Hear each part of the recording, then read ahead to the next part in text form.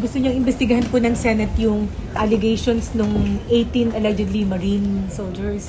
Well, we'll wait for the reading of the resolution, and let's find out kung saan committee i-refer. Pero sir, nung narinig niyo yun, ano yung nakita niyo? Yeah, I read the affidavit. Opo. Ako kasi pag mayroong information in my previous life, this is how I treat any information that comes to my attention. First, yung ano ba yung credibility ng source? And second, ano yung reliability ng information itself? Dalawa yun eh.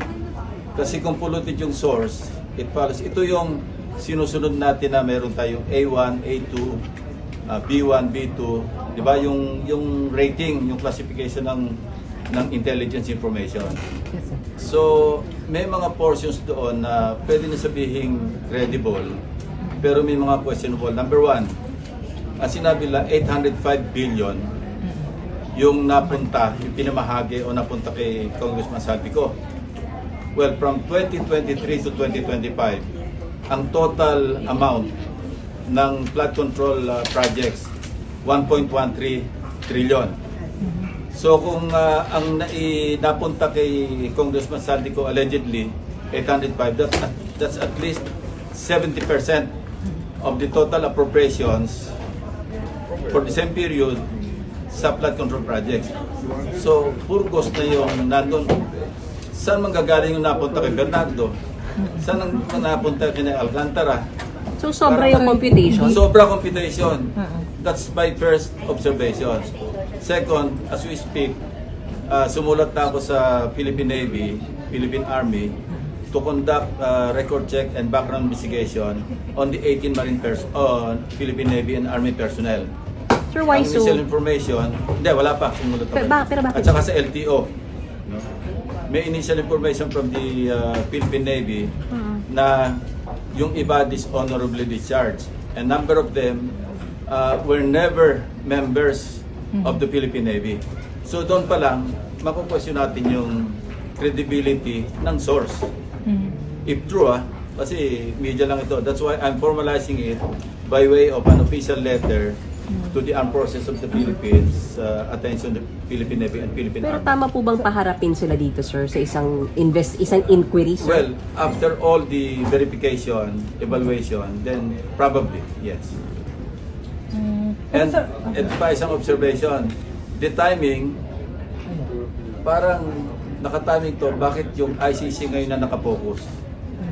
Ang pinoproject doon is napaka-corrupt ng ICC, di ba? Dahil nilagyan ng $2 million allegedly through former Senator Trillanes.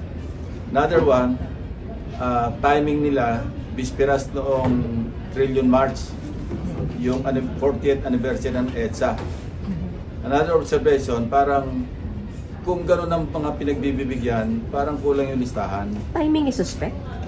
Yeah, kasi timing lang ICC confirmation of charges. Okay. Ang timing din, yung ngayon, February 25, yung EDSA, 40th anniversary ng EDSA. So ano yung, sa akin kung ako yung mukhang merong political color, not just political color, mukhang merong destabilization na aspect. So What do you say so, sir? Paano makaka-destabilize Yung timing, ito, sir? kasi EDSA ngayon Bakit kahapon lumabas? So parang manggugulo, sir? Yun yung... Well, kayo, I leave it to your own imagination, but that's my own opinion. Rightly or wrongly. But you think it's enough to destabilize, sir? I don't know. Kasi hindi ko alam. Kasi wala namang nangyayaring destabilization ngayon, di ba? So, It seems na wala namang, hindi naman na-destabilize So gustong sirain yung credibility ng ICC. Kasi pispiras ngayon, kahapon, pispiras ng EDSA, 40th EDSA 1, yung people power. Bakit tinaming kahapon yung, tsaka bakit sila sa Club Pilipino? Symbolic. Kasi yan din ang pinanggalingan nung EDSA 1 natin di ba? So kung ganun, sir, na timing is suspect. Ang sinasabi ko, we will evaluate yung dalawang sinasabi ko, the source of the information, which in this case are the 18 Marine personnel. The second is the reliability or credibility of the information itself, meaning yung contents ng affidavit, which I have already told you, meron na ako nakita dalawang agad na dapat i-explain. 805 billion, that's at least, I think, 71% of the entire appropriations during the same period. Making it feasible or 20 impossible, sir? Medyo mathematically impossible kasi meron pang nakuha si na Bernardo, meron pang nakuha si na Alcantara. Ano yung pinasugal ni na Alcantara? We're talking of the same period, ha? Yeah. Tapos, ba't binigyan nila ng 5 large maleta si SP Soto? For what? Tanungin natin. Sir, SP. Sir, yung kay... I'm just wondering, kasi mind-boggling yung when we speak of large maletas, sabi nila 50 million to 70 million.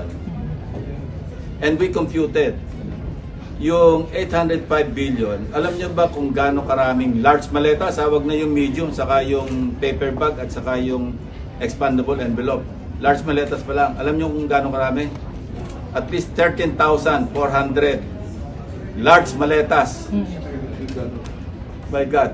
So sir, gustong sirain? No, tulad siya sabi ko, ini-evaluate ko yung information as well as the source of the information. As I have initially told you, pag may dumating sa akin information, in my previous life, sa law enforcement, sa intelligence, ang una ko agad iniisip, credible ba itong source? Pangalawa, credible ba itong information? So right now, you're in the middle of studying it, sir. Yeah, I'm evaluating. Evaluating, yeah. Kasi probably, baka umabot sa Blue Ribbon Committee, di ba? So gusto ko rin, meron ka idea. But for this- Well, they presented their case at the Club Filipino instead of bringing it before the committee or the ombudsman or the DOJ. So, kayo mag-isip, anong motive? For the Senate to have its own inquiry about it, We need to evaluate first First, okay. kung it merits, di ba, an investigation, an inquiry. Yun ang ano. Thank you. thank you, sir. Hi, SP.